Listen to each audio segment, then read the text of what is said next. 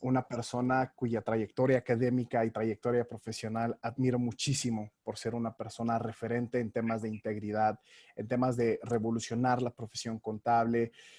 Su trabajo y su trayectoria han sido reconocidos en muchos foros. Recuerdo recientemente que asistí al Colegio de Contadores Públicos de México hace un par de años, donde se le dio precisamente también una distinción por esta trayectoria.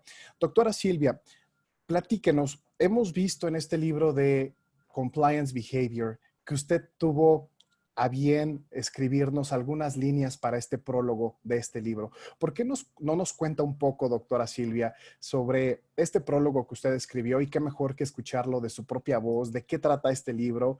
Por favor, doctora, compártanos. Adelante.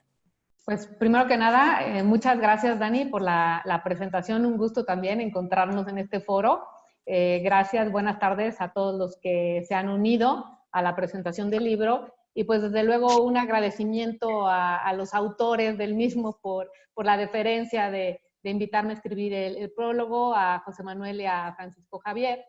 Y realmente este libro, como bien lo digo en el prólogo, es un libro moderno, es un libro que nos permite integrar conocimientos, que creo que es la tendencia de hoy, no ver la problemática desde lo tradicional, que son por silos.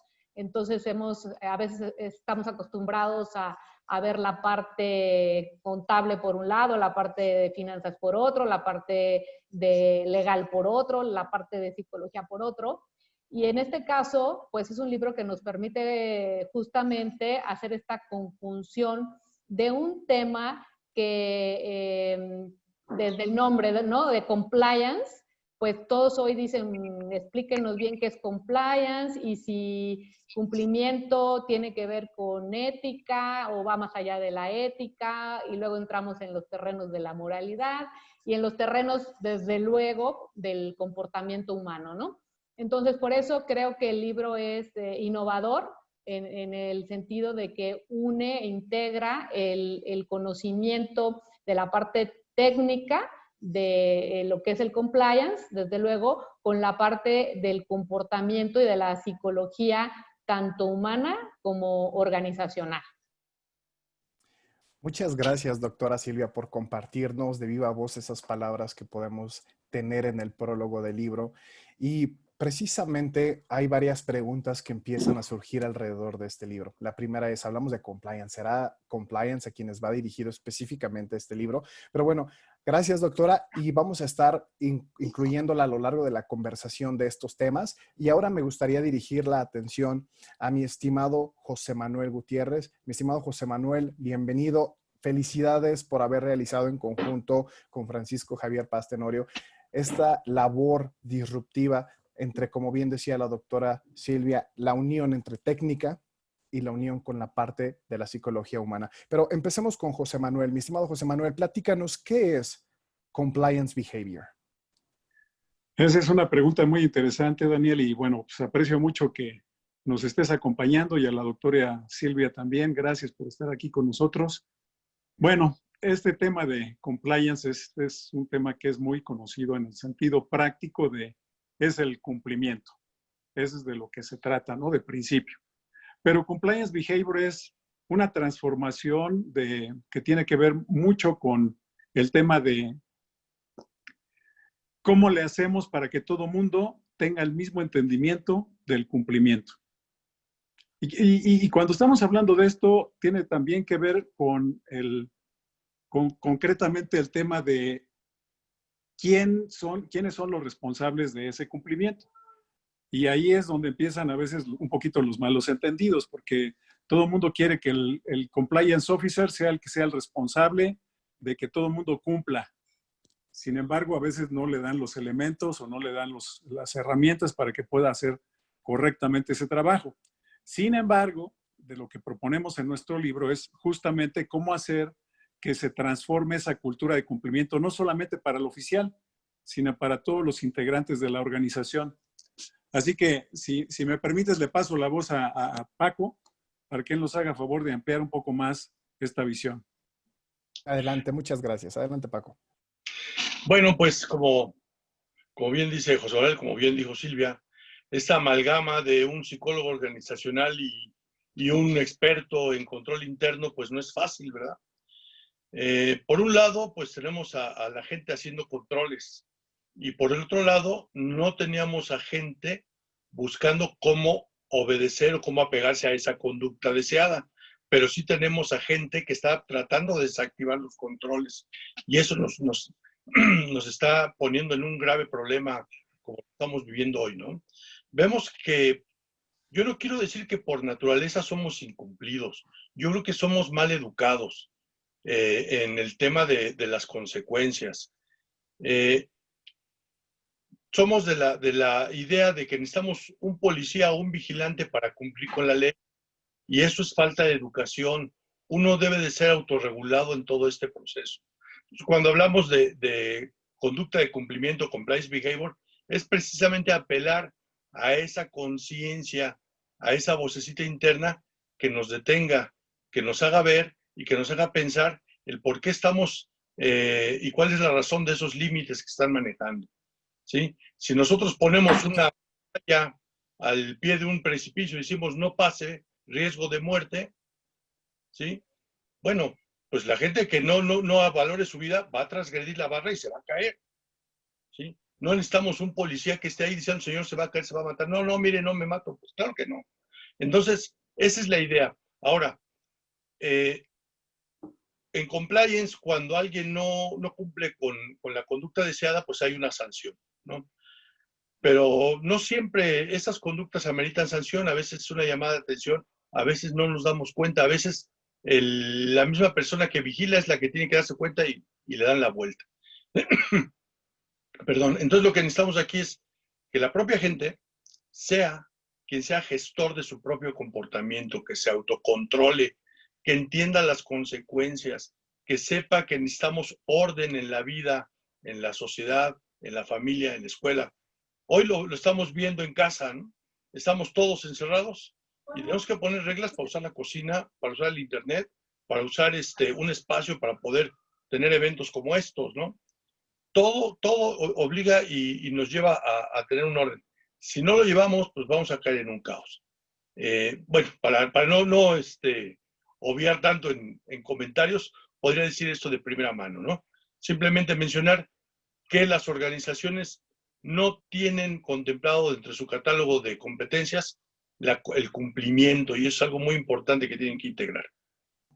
Muchas gracias por estas aportaciones y sin duda, mi estimado Paco, tus más de 40 años en recursos humanos, psicología organizacional, entendiendo la mente humana y cómo nos comportamos como individuos en sociedad, viene a jugar parte crítica y medular en este esfuerzo colaborativo que han hecho el día de hoy. Muchas gracias, mi estimado Paco, y ahorita voy a regresar contigo para aterrizar preguntas específicas con respecto a cómo esta experiencia que tienes ya, como lo decía, más de 4 décadas en el ámbito de la psicología organizacional, recursos humanos, cómo converge para ayudar a esta compliance behavior. Sin Dani, embargo, perdón, adelante, Silvia. si nada más me permites un poquito participar en esta parte, porque la primera vez que tomé yo un curso de defraudación, la verdad a mí sí se me quedó muy, muy grabado la estadística que nos presentaron en aquella ocasión, que decía que de cada 10 personas, 2 jamás cometerían un fraude porque precisamente por sus principios, por su moral o por su autorregulación, como le quieras llamar, jamás lo harían. 2, siempre buscarían la manera de hacerlo. Es decir, le pusieras lo que le pusieras de candados, de controles, buscarían cómo hacerlo. Pero los otros 6 lo harían si se presentara la oportunidad de hacerlo, ¿no?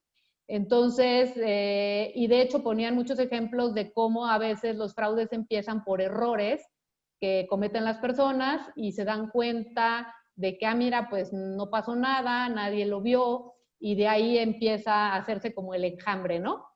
Entonces yo creo que tiene mucho que ver con lo que estaba comentando justamente Francisco, de que esta parte del comportamiento a veces necesita justamente las reglas. O sea, esas 6 personas de las 10 estarían ámbito en donde requieren esos límites, ¿no? 2 lo harían siempre, 2 no lo harían, pero esas 6 requieren este ámbito de esos límites. Nada más, es lo que quería comentar. Excelente aportación. Muchas gracias, doctora Silvia. Y una pregunta recurrente en esta presentación del libro, Compliance Behavior, que estamos haciendo, hay algo que resuena en mi oído. Estamos hablando sobre el compliance. ¿Acaso este libro va dirigido exclusivamente para oficiales de cumplimiento o profesionales en el área del cumplimiento? Mi estimado José Manuel, ¿qué nos puedes decir al respecto? ¿Para qué audiencia está preparado este libro? Estás en silencio, mi estimado José Manuel. Ahí Perdón, está. efectivamente. Esa es una excelente pregunta, Daniel, porque justamente de lo que se trata nuestra intención es exactamente lo contrario. Es decir, sacar del ámbito del puro compliance officer la responsabilidad del cumplimiento. En realidad, la responsabilidad del cumplimiento empieza en el Consejo de Administración. Ellos son los principales autores y responsables. Hoy día está sucediendo algunas cosas interesantes. Por ejemplo, se está llamando al presidente del Consejo cuando hay una situación con la Secretaría de Hacienda. Ya no necesariamente se habla ni al responsable ni al director, se le llama directamente al presidente del Consejo para que dé cuenta sobre ciertas situaciones. Eso está cambiando un poco la dimensión de lo que significa el compliance. O sea, por supuesto que cada quien en su nivel y en su puesto es responsable de una serie de cosas y la intención de nuestro libro es que todos, absolutamente todos, se vayan haciendo cargo de la parte que les toca. Es decir, si hay alguna persona que tiene que ver con el tema, con cualquier tema, desde las disposiciones generales, como poner objetivos, por ejemplo, ese es un principio fundamental, es una obligación, una responsabilidad del Consejo de Administración. Bueno, pues desde ahí nos empezamos a alinear. Y hasta el último de los colaboradores, no queriendo decir último en el sentido despectivo, en el sentido de que es el colaborador de más bajo nivel, no, sino todos los que participan en la cadena de producción, en la cadena de ejecución de los procesos, cada uno tiene que ser consciente de su responsabilidad de cumplimiento. Entonces, estamos ligando dos cosas. Por un lado, sumamos toda la cadena del gobierno corporativo, desde el consejo hasta ese último de los colaboradores. Y por otro lado, lo reforzamos con todas las técnicas de la psicología organizacional, que maneja muy bien Paco y que seguramente ahorita me puede complementar, justamente para que esta sea una dinámica, sea una nueva cultura, una cultura de cumplimiento. Eso es lo que estamos tratando de promover. Más que el compliance como una cosa aislada, es una cultura de cumplimiento. Muchas gracias, mi estimado José Manuel. Y precisamente analizando la trayectoria, veía por ahí que llevas más de 40 años en los temas de gobierno corporativo, incluso antes de que existiera el propio término gobierno corporativo. Y dentro de uno de los proyectos más importantes que pudimos tomar y ver de tu semblanza curricular fue cuando realizaste todo el sistema de control interno para una de las empresas de energía más importantes en el país, la Comisión Federal de Electricidad. Y aquí platícanos cómo este conocimiento y esta experiencia, porque me imagino que no fue fácil tomar un monstruo tan gigante en nuestro país, con muchísima resistencia al cambio, por supuesto, cómo ese conocimiento, esas experiencias, lo bueno, lo malo, convergen para presentarnos hoy el libro de Compliance Behavior. Justamente ahí redactamos o vamos haciendo todo lo que vamos relatando cómo es que se puede llevar a cabo este proceso. Concretamente en la Comisión Federal de Electricidad hubo dos factores clave, que sin esos factores hubiera sido meramente imposible el establecimiento del sistema de control interno. Y uno de ellos fue justamente el apoyo del Consejo de Administración directamente. Yo reportaba avances, problemas, situaciones, circunstancias al Consejo y por supuesto el director general como primer baluarte. Para dar una idea de cómo empezamos el proceso, se hicieron reuniones regionales en donde el director general convocó a todos los directores de área y de las diferentes empresas para dar el banderazo de inicio de este proyecto. Y en las reuniones de avance con cada uno de los responsables, se iban viendo justamente el proceso de implementación y cómo estaban. Así es como lo llevamos a cabo, mi estimado Daniel. Muchas gracias. Y vamos a dirigir nuestra atención ahora a mi estimado Paco. En esta labor que nos platicaba de las estructuras internas, de la gestión que nos cuenta José Manuel sobre cómo se empezó esta transformación, ¿por qué es importante y cómo entra en juego la parte humana, la parte de la psicología organizacional, recursos humanos? ¿Y qué es lo que vienes a resumir en este libro que nos están presentando sobre estas experiencias? Como también lo decía, buenas, malas, al final, 40 años trabajando en esto nos permiten tener el día de hoy ante nosotros la oportunidad de oro molido, ¿no? A mí siempre me ha gustado aprender de cuáles son esas experiencias anteriores para tratar de mejorar el rumbo, hacerlo mejor. ¿Qué nos viene a aportar en este ámbito desde tu perspectiva, mi estimado Paco, lo que escribiste y preparaste para nosotros?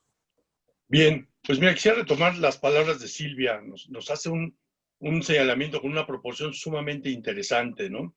Donde nos deja ahí a 2 personas honradas, 2 personas que pueden delinquir y 6 que están en el limbo.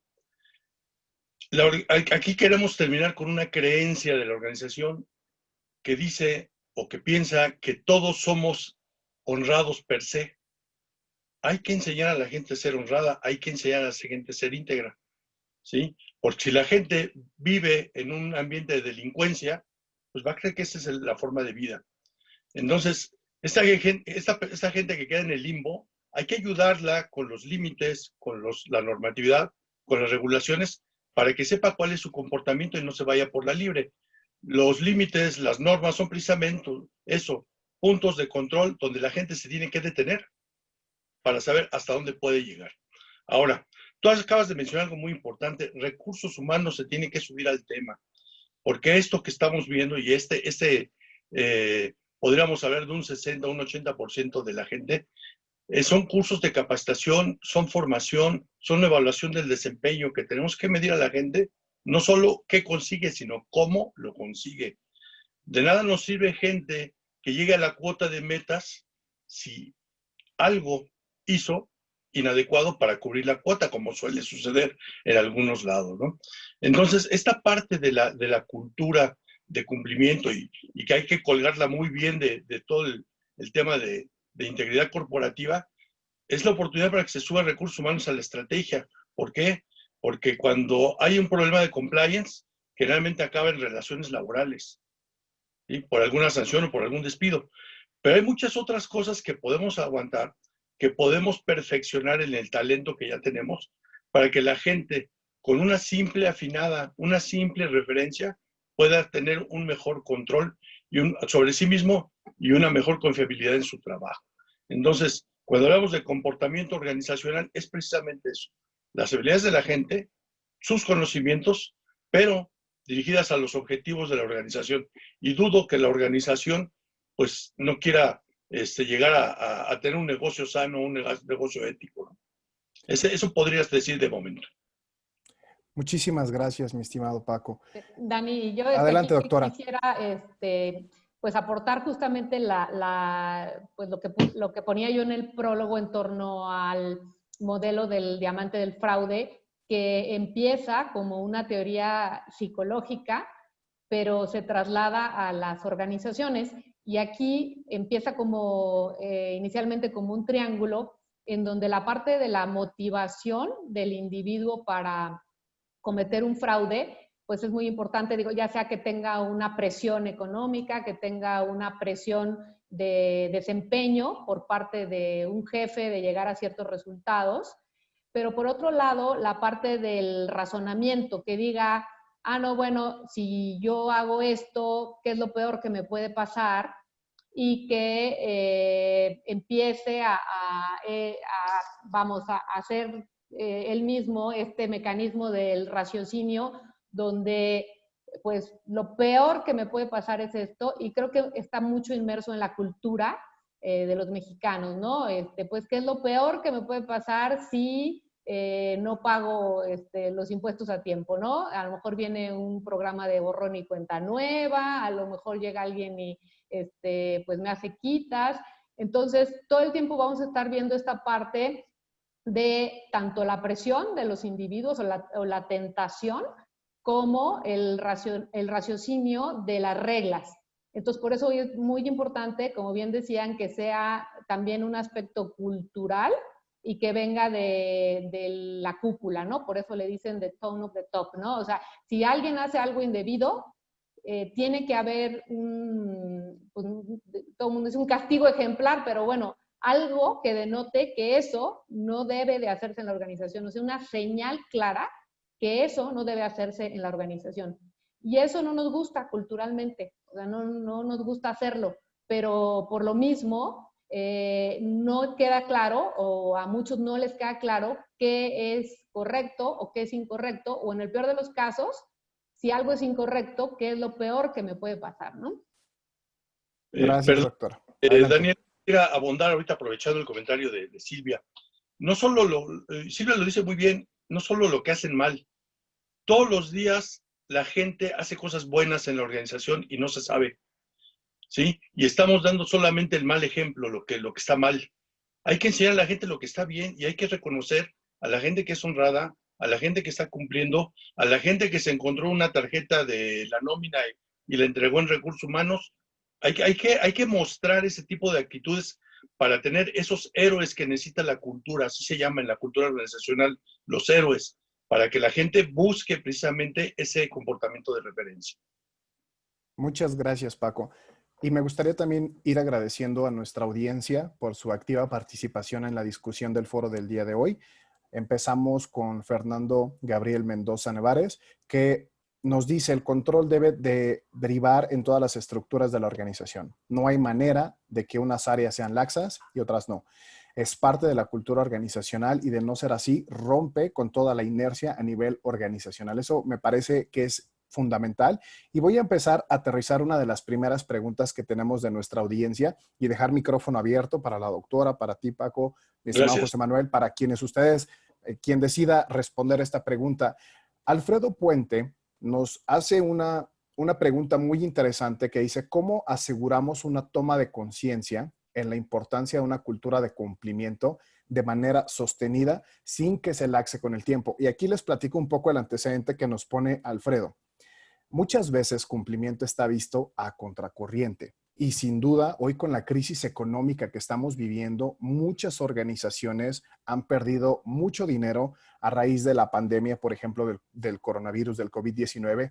Y yo sé, como profesional en el cumplimiento, que al regreso de nuestras actividades, que ya lo estamos empezando a hacer, el foco de la organización y del negocio sí o sí está enfocado en la ganancia, en recuperar esos números perdidos, en reactivar su economía.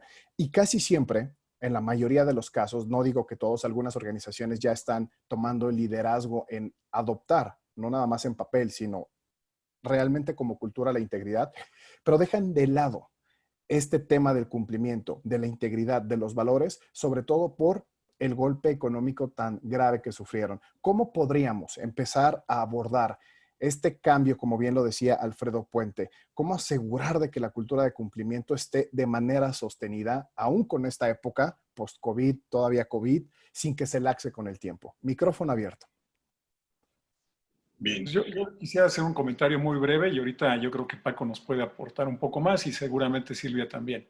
Pero justamente uno de los temas en el proceso de implementación tanto del control interno como de todos los mecanismos necesarios para asegurar el cumplimiento, tiene que ver con las personas. No hay manera de que tú impongas las cosas. Es más, muchas veces empiezas y empiezas el proceso del aterrizaje, le empiezas a decir a la gente, los empiezas a convencer y de repente ahí sale un líder por allá que ni siquiera es un líder formal y te echa todo para atrás. Y en las organizaciones, mientras más grandes son, más complejo es. Entonces, si no viene ese apoyo, si no viene esa comunicación de una forma ordenada y estructurada, es muy difícil. Ahora, ¿cómo hacer para que no se relaje? Bueno, pues ahí en el libro redactamos un poco el secreto. Tiene que ver con el proceso, el determinar indicadores muy claros de desempeño. Y por supuesto que uno de los indicadores clave de desempeño es el cumplimiento.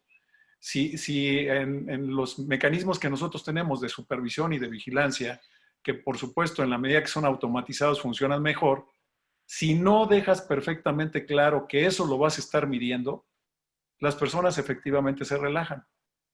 Y también la contra es, si no hay consecuencias por el no cumplimiento, pues simplemente no lo van a acatar. O sea, en la medida que pueden, se van a ir zafando, se van a ir relajando pues bueno, eso no necesariamente es útil. Pero justamente en el libro abordamos cómo llevar a cabo ese proceso desde el consejo de administración, insisto, hasta el último de los colaboradores dentro de cada proceso. Bien, yo quisiera agregar, si me permiten, existe la creencia de que las crisis son caldo de cultivo para el desorden y es cuando más orden debe de haber. Les debe de sonar familiar aquello de que en un naufragio dicen las mujeres y los niños primero. Es una norma, es una regulación, es una forma de salir adelante de la crisis. Lo que tenemos que hacer aquí es precisamente que el cumplimiento no se vuelva un obstáculo y no se vuelva burocracia, que a veces es lo que sucede, sino hacer un cumplimiento que sea ágil, que nos permita conseguir los objetivos, pero dentro de los parámetros que nos marca la ley, que nos marca la misma organización. Y en este momento, por ejemplo, los expertos, ¿no?, que nos dicen, pues, qué medidas sanitarias debemos tomar, por ejemplo, en las organizaciones. Entonces, no se trata de que porque estamos en crisis, cada quien vea pues, cómo va a salir adelante. Al contrario, a partir de esta crisis, es el momento de reflexionar, de recalibrar la organización, de replantear todo esto. Ahora, los temas de cultura, pues a veces hacen crisis en las crisis. ¿Por qué? Porque como no tenemos cultura de cumplimiento, tenemos gente afuera que está poniendo en riesgo de contagio a mucha gente. Entonces, tenemos que empezar a educarnos nosotros, educar a nuestros seres más cercanos en todo esto. La organización busca precisamente y nunca nos va a decir que tengamos valores que no podamos tener en casa. Entonces es importante que vayamos buscando esa correlación de valores. Importantísimo, y la pregunta creo que va por ahí, es que tengamos líderes que estén liderando en congruencia. Si vemos líderes que no comulgan con lo que están diciendo, que no siguen los procedimientos que estamos promulgando, difícilmente la gente se va a ceñir a esto, ¿sí? No voy a dar ejemplos para que esto no se haga político y digan que somos provocadores, pero ejemplos de estos tenemos muchos día a día en televisión y en todos lados. Entonces, importantísimo, ahora que estamos en una emergencia, ahora que estamos en una crisis sanitaria, que vamos a entrar, estamos ya de lleno en una crisis económica, necesitamos tener orden, necesitamos establecer controles, necesitamos establecer lineamientos que sean ágiles y que nos permitan conseguir los objetivos que tenemos en este momento recalibrando en el negocio. Doctora Silvia, adelante. Pues yo lo que iba a comentar es que en algún momento me tocó participar en la elaboración de un libro que se llama Evaluación de Activos Intangibles, y investigando todas las metodologías que existen, vamos a decirlo, para evaluarlos, y dentro, obviamente, dentro de uno de los componentes importantes de los activos intangibles tenemos el capital humano y la dificultad, por ejemplo, de medir todas estas cosas de cuánto vale tener un personal, como dicen, ético, y un personal leal, y todas estas cosas que al final pues tienen mucho valor para las organizaciones, pero es difícil medirlo. Entonces, en ese momento, uno de los modelos vanguardistas era el de una empresa llamada Scandia, que tiene un modelo de evaluación muy interesante, y fuimos a la oficina de Scandia en México para ver cómo le hacían, y lo que nos dijo es, hemos podido medir vamos a decir, el capital humano en muchas partes del mundo, pero en México no hemos podido, porque culturalmente a los mexicanos, y yo creo que en general a los latinoamericanos, no nos gusta ser medidos. Sentimos luego que es para, no sé, para algo negativo, o sea, tiene una connotación negativa. Increíblemente, cuando en otras culturas incluso existe el término, lo que no se mide no se mejora. Entonces, a nosotros nos dicen controles, indicadores, medición, y luego lo tomamos como algo totalmente negativo, cuando culturalmente debería de ser lo contrario. Y un ejemplo, pues, son las culturas japonesas o las asiáticas, ¿no? Donde todo se mide, pero el objetivo fundamental es mejorar.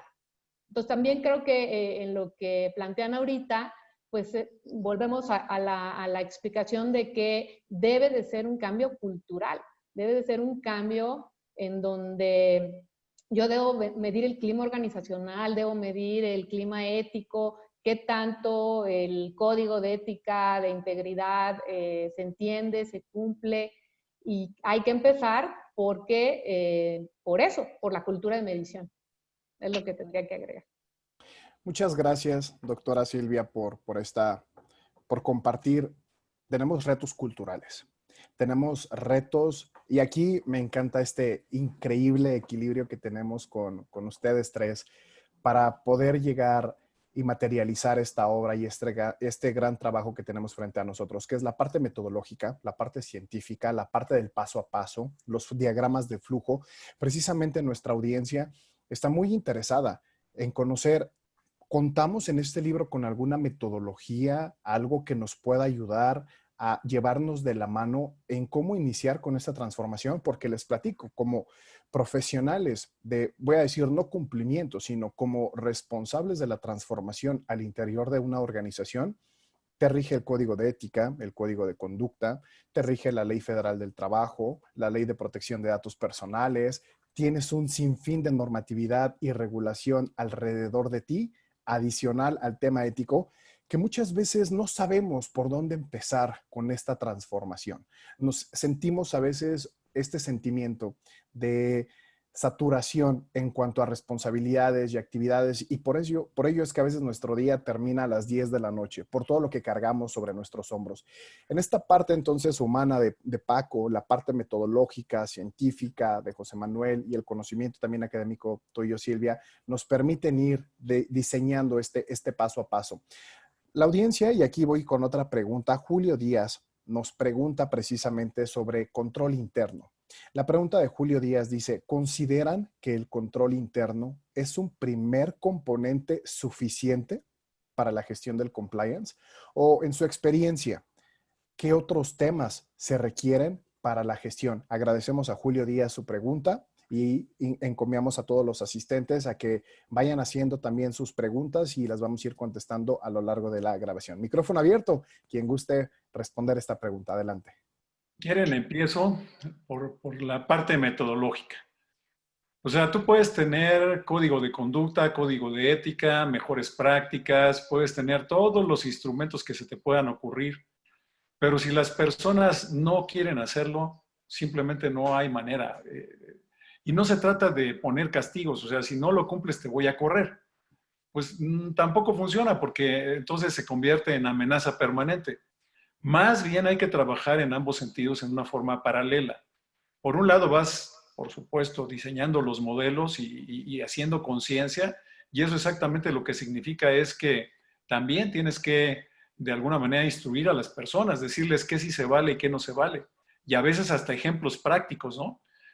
Ya hay áreas sensibles de cumplimiento, ¿no? Las áreas de abastecimientos, el área de recursos humanos también, o sea, hay varias áreas que son sensibles y que hay que tener una especial atención, pero al final hay que hacerlo. Esa es la instrumentación metodológica. Pero si la gente al final busca la manera de darle la vuelta, pues va a conseguir darle la vuelta. Desafortunadamente, no hay manera de asegurar al 100% que las personas van a obedecer los lineamientos sine qua non. Ahí es donde se trabaja la parte psicológica o la parte organizacional, que yo creo que Paco nos puede aportar, y seguramente Silvia también tiene muy buenos comentarios. Bien, yo quisiera retomar el comentario de Silvia en cuanto a evaluación para después entrar contigo, José Manuel. Lo que dice Silvia es muy interesante porque se desarrolló en nosotros esa aversión a ser evaluados. El problema es cómo nos enseñaron a percibir la evaluación. Mientras que en otros lugares la evaluación es un punto de partida, es cómo estamos y cómo podemos crecer a partir de la medición que hicimos, aquí nos enseñaron a hacer un punto de llegada, estudiar para el 10, estudiar para pasar de año. ¿Qué pasa en las organizaciones? Le metemos los kilos para pasar la certificación y después nos relajamos. Y ya viene otra vez la certificación y le metemos los kilos. Nosotros tenemos un síndrome que la palabra les va a sonar rara, se llama flavilavar, que es cuando dicen yo trabajo mejor bajo presión. Flavilavar no es otra cosa más que la acción de acelerar, cuando si vas en un auto, cuando ves la luz ámbar en el semáforo, ¿sí? ¿Qué es lo que pasa con nosotros? Que cuando vemos el deadline o la fecha límite, le metemos los kilos y ahí empezamos a trabajar durísimo. Ese es el gran problema. Y bueno, podemos decir que ese problema lo traemos desde casa, ¿no? Tenemos a las mamitas lindas que nos dicen, bájate de ahí, bájate a la 1, bájate a las 2, y antes de que diga 3, el niño se baja, ¿verdad? ¿Qué estamos enseñando? Pues a forzar el límite. Peor si no hacemos nada. Entonces, lo que dice José Manuel ahora en cuanto al tema de control interno, pues también tenemos problemas con el control. Nos gusta que nos controlen, pero no nos gusta porque a veces no sabemos. Retomando la pregunta que hacían, si hay algunas recomendaciones, este libro contiene 5 técnicas para poder generar un autocontrol con la gente, ¿sí? Entre José Manuel y yo, y lo van a oír muy fácil, pero tuvimos varias sesiones, muchas horas de trabajo discutiendo esto. La metodología se llama REDHA. ¿Por qué? La primera técnica es reconocer. ¿Cómo podemos reconocer a la gente que está haciendo bien las cosas? ¿Cómo reconocer a la gente que está actuando de manera congruente con lo que está buscando la organización? ¿Cómo dejar de ignorar a esas personas? Es lo primero que tenemos que empezar a hacer, ¿sí? Ahora, aclaro, esto lo podemos aplicar con gente que no está expuesta a una sanción, que son situaciones que se pueden arreglar con un jalón de orejas, podríamos decir. La segunda técnica es la de empujar, ¿sí? ¿Por qué empujar? A veces la gente se sale del carril, pero ni siquiera fue de mala fe, es nada más para ver qué pasa. Si no hay una llamada de atención inmediata, en ese momento él va a seguir forzando el límite hasta que se lo va a tragar siempre, se lo va a brincar por sistema. Entonces hay que empujar, hay que estar pendiente y hay que llamar la atención en el momento indicado. En los antecedentes de técnicas de Behavior Compliance se llaman los nudges, que es el empujoncito que le da la mamá elefanta a su elefantito para que se vaya en el camino que ella está hacia donde se quiere dirigir. Y no es otra cosa más que esto, ¿sí? Nosotros vivimos estos pequeños nudges a diario. Si estamos llenando un formato y no llenamos completa la información, nos sale un asterisco rojo que nos dice, tienes que llenar esto para poder continuar. Entonces, siempre tenemos ese tipo de información. Ahora, hacerlo cara a cara es más difícil, por eso exponemos esta técnica. La siguiente técnica es despertar. Mucha gente no se da cuenta que está transgrediendo los límites, no está capacitada, no los conoce, no conoce la regulación, no sabe el por qué, no sabe las consecuencias de su actuar. Entonces es importante que despertemos a esa gente, le mostremos primero, le presentemos la regulación, la entienda, y en esa medida pues, la gente ya no se va a saltar las trancas, ¿no? Finalmente, la última técnica que es acompañar. Vamos dándole este acompañamiento precisamente para que los decidan por ahí en la pregunta, no decaigan los resultados. Hay que acompañar a la gente en el proceso para que esto se mantenga, para que esto se vuelva una cultura y el que brinque sea el que está haciendo mal las cosas. Y no como pasa hoy, que al que le hacen bullying, al que molestan en el trabajo, es a la persona cumplida y la que trata de ser honrada y llevar a buen puerto los valores de la organización. Eso es lo que te podría decir de principio en cuanto a la pregunta de cómo se puede hacer, ¿sí? Aclaro, esto es cuando no hay un procedimiento de sanción antes, ¿no? Ahí pues hay que proceder como se debe de proceder. Pero aquí hay mucha gente que podemos rescatar en esos 6 que decía Silvia, donde podemos rescatarlos y ponerlos en el lado de los buenos y no que se nos vaya al lado oscuro. Yo aquí quisiera agregar dos cosas importantes, ¿no? Una, que generalmente el compliance ahora se incluye en el tema que se llama GRC, ¿no? Governance, Risk and Compliance. Entonces son 3 temas que están sumamente interrelacionados. Y los controles internos, obviamente, son parte de lo que es el denominado el modelo de las 3 líneas de defensa, pero sería la tercera, sería la primera, ¿no? La primera línea de defensa, los controles internos, pero después tendríamos como segunda línea de defensa a los directores que de alguna manera supervisan a estas primeras líneas de defensa, y a la tercera línea de defensa, que sería una que es totalmente independiente, que generalmente es el área de auditoría interna, que reporta al comité de auditoría o parte del consejo de administración. Eso como la parte estructural. Pero yo creo que la parte de governance, que es la más importante, es mucho cómo equilibrar estos controles. Porque si soy muy laxo, evidentemente puedo dar demasiada libertad para la toma de decisiones, y entonces ahí es donde entra la parte de riesgos. Entonces puede ser que cada área defina, o sea, si tiene demasiado apetito al riesgo, pues tome decisiones como pasó en tesorería, en Comercial Mexicana, o empiece a jugar con derivados o ciertas cosas, que a lo mejor pues lo hace porque pues piensa que es correcto y se le permite en su área hacerlo y se desborda, ¿no? Pero por el otro lado, si pones demasiados controles, ya no dejas que nadie tome decisiones y entonces inmovilizas totalmente a la organización. Entonces yo creo que ahí precisamente esa es la parte de la psicología. ¿Qué tipo de liderazgo necesitas?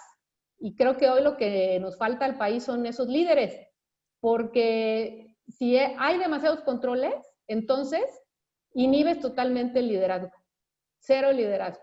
Y todo el mundo está esperando que se puede, que no se puede. Ah, no, pues es que a mí me dijeron que nada más mi cuadrito y no me muevo del cuadrito. Entonces, ¿cómo realmente digamos, estirar y aflojar en los momentos adecuados y cómo hacerlo? Yo creo que justamente ahí entra toda esta parte de la psicología organizacional que, como no se ha conjuntado con los que hacen los controles y las estructuras, pues yo creo que por eso no se ha podido lograr el equilibrio que se requiere en las organizaciones. Muchas gracias, doctora. Y aborda un tema que estoy seguro que para todos nosotros es de mucho interés, que es una práctica que cada vez está cobrando más peso en el ámbito del cumplimiento, que es esta estrategia GRC, ¿no?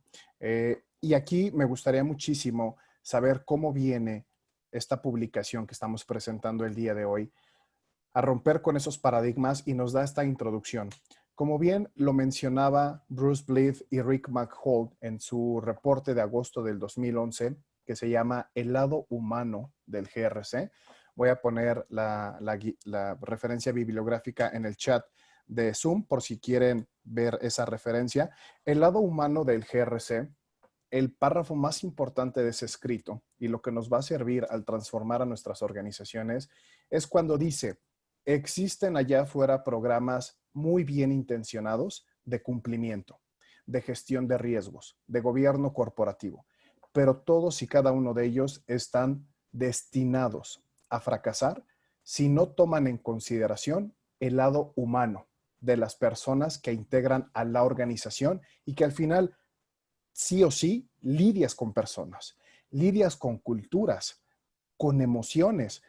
Entonces, tenemos, la verdad, muchísimas preguntas que están increíbles en el chat y pues ya nada más nos quedan 13 minutos. Así que tenemos tiempo para una pregunta más y después las aportaciones de cierre y conclusión de esta publicación. La última pregunta que se me hace muy, muy interesante es: sabemos ya que las responsabilidades están cambiando para tener una transformación al interior de la organización. Esta pregunta la hace Fernando Gabriel Mendoza. Muchas gracias, Fernando. Y dice: ¿cuáles son las competencias que debe de tener este líder?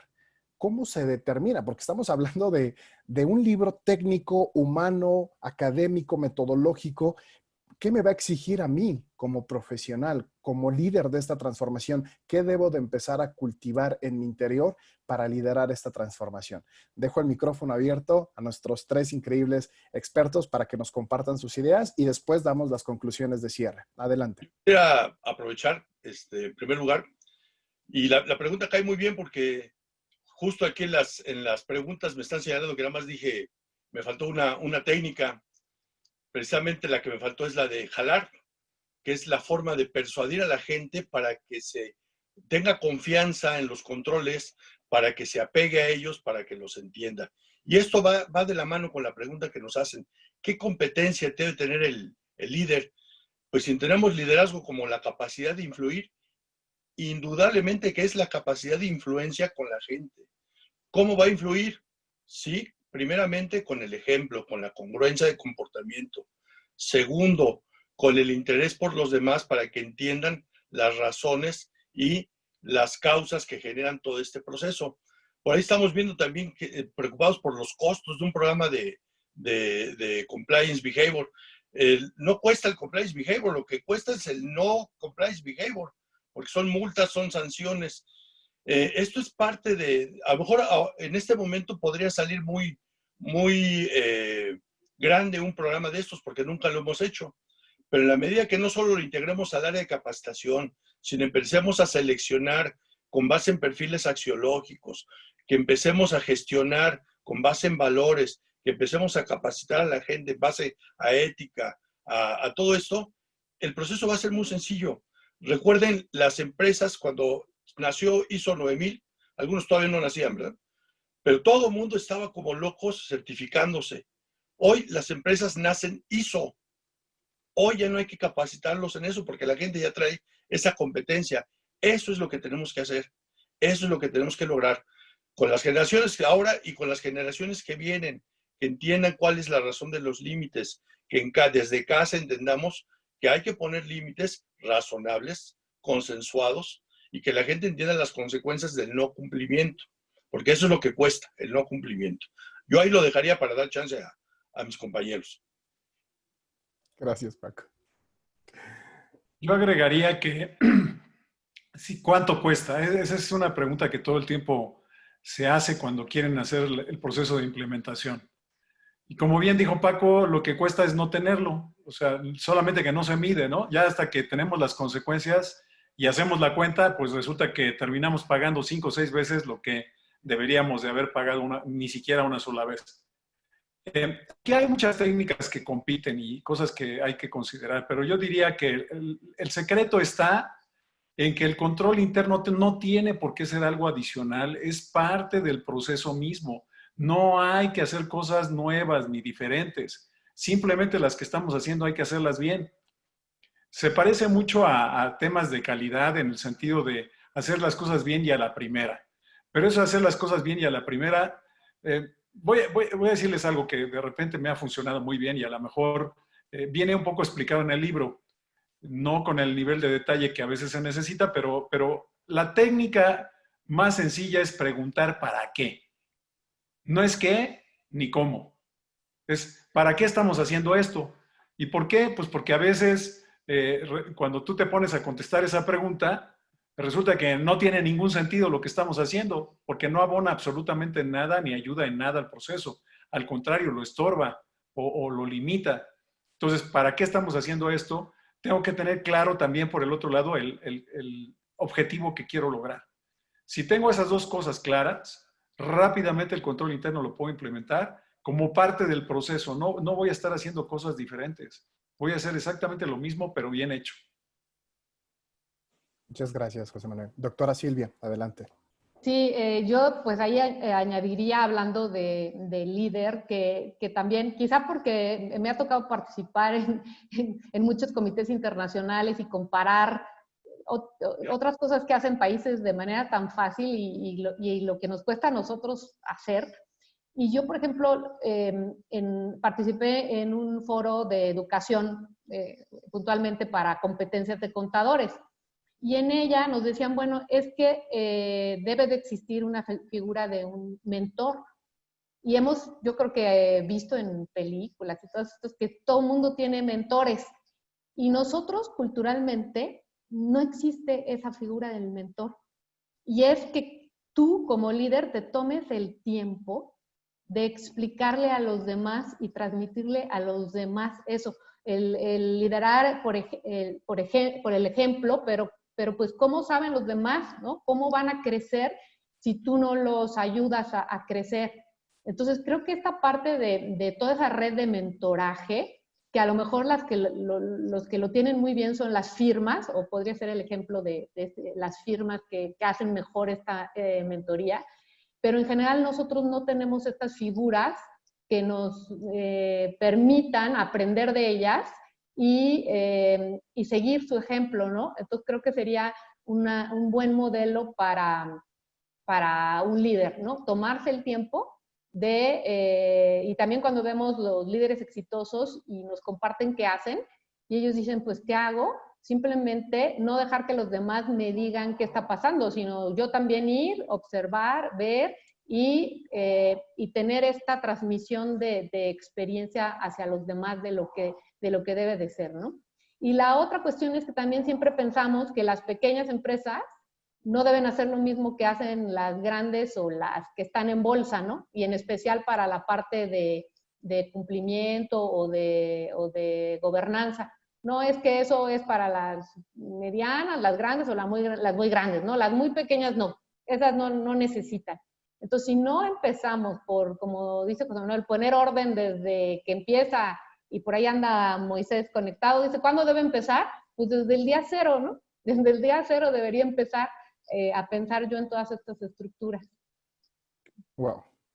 Muchísimas gracias por compartir, doctora Silvia. Y conforme nos vamos acercando ya, nos quedan 5 minutos más de nuestra presentación. Me gustaría irles compartiendo en dónde pueden encontrar este libro. Si ustedes se van a Amazon, recuerden nada más verificar que están en la tienda de México. Van a encontrarlo como Compliance Behavior, Conducta de Cumplimiento, de Colección Integridad Activa número 1. Los invitamos, les vamos a dejar el link también en la parte de nuestros comentarios, en la parte del chat, para que ustedes puedan acceder a este recurso, puedan adquirirlo, estudiar, y las preguntas que al final nos haríamos es: ¿cómo seguimos generando comunidad? ¿Cómo seguimos en contacto con los autores, teniendo estos espacios para seguir discutiendo esto que sin duda es necesario para la transformación de las organizaciones? Y como bien lo decían en el chat, muchas veces cuando hablamos de estos temas, solamente los enfocamos en estas empresas que cuentan con grandes estructuras, que tienen presupuesto, pero sin duda estoy seguro que estas herramientas y lo que ustedes nos comparten se puede traducir incluso a empresas pequeñas familiares, donde a pesar de que sea el papá, el hermano, el tío, establecer y definir responsabilidades, expectativas, códigos, para que al final todo fluya. No hay ni empresa demasiado grande ni demasiado pequeña para transformarla, para llevarla a una estadía de cumplimiento, ética e integridad. Con eso dejo de compartir la pantalla, ya que pudieron ver en dónde se encuentra disponible el libro. Y ahora vamos a la parte de las conclusiones, y me gustaría aquí leer precisamente en la dedicatoria de este libro de Compliance Behavior, una frase que me llamó muchísimo la atención, que me compartan de dónde surgió y por qué sale. La voy a citar textualmente, la dedicatoria que inicia en la página número 3 de este maravilloso libro, que dice: para nuestro amado nieto Diego, no solo esperando dejarle un mundo mejor, sino también ejemplo, inspiración y una forma de mejorarlo cuando le llegue el momento de ser el responsable de su propio legado. Qué increíbles palabras. ¿De dónde surge esta frase y qué significa para nosotros? Adelante, mis queridos autores. Paco, ahorita voy yo. Ay, sí, pues, te aprovechaste porque me quebró. Surge del corazón. Ustedes no están para saberlo ni yo para contarlo, pero José Manuel y yo, además de compartir una gran amistad, compartimos un nieto. Y cuando empezamos a hacer este libro, y como él dice, ¿para qué lo vamos a hacer? Precisamente para dejar un mundo mejor. Y estamos apostándole a las nuevas generaciones. Hijo, ya me quebré. Vas.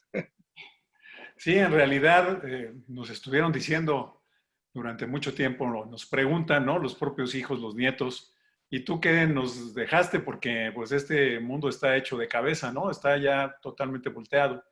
Entonces, pues, oye, tenemos que dejar algo por escrito para que las siguientes generaciones lo hagan, pero muy particularmente mi nieto que está por ahí lo pueden ver, donde está Moisés, que es mi hijo, ahí está Diego. Ese Diego nos ha volteado el corazón a todos, es un niño especial y a él es al que le queremos dedicar este libro. O sea, que verdaderamente ayude a que en su tiempo, cuando él le toque dejar su herencia, también lo considere y pueda seguir la línea que nosotros estamos trazando. Esa fue la intención. Y gracias por la pregunta, Daniel. Gracias por compartir, mi estimado José Manuel. Y antes de cederle el micrófono a la doctora Silvia, leyendo precisamente esas palabras de la dedicatoria del libro, yo como pues ya no tan nueva generación, ¿verdad? Sé que tengo ese compromiso y esa responsabilidad, honrar a nuestros antecesores, los que nos han dejado este camino. Hoy sin duda gozamos de tecnología, educación, sobre todo por internet. Tenemos un mundo que sabemos que luchó 1000 batallas, pero tenemos que reconocer que no se acaba ahí. Todavía hay más. Todavía tenemos que seguir construyendo, cuidando de nuestro planeta a través de organizaciones éticas íntegras, en cumplimiento a todo su marco regulatorio y no nada más al papel y a la letra, sino al espíritu de la norma, al espíritu de la ley, aquello que protege realmente el bien jurídico tutelado que al principio se intentó velar. ¿Ok? Pues muchísimas gracias por compartir, mi estimado Paco, mi estimado José Manuel. Doctora Silvia, le dejamos que nos comparta su comentario de conclusión para despedirnos de esta querida audiencia. Adelante, doctora. Pues, ¿qué más que puedo decir? Ya también voy a llorar aquí con todos.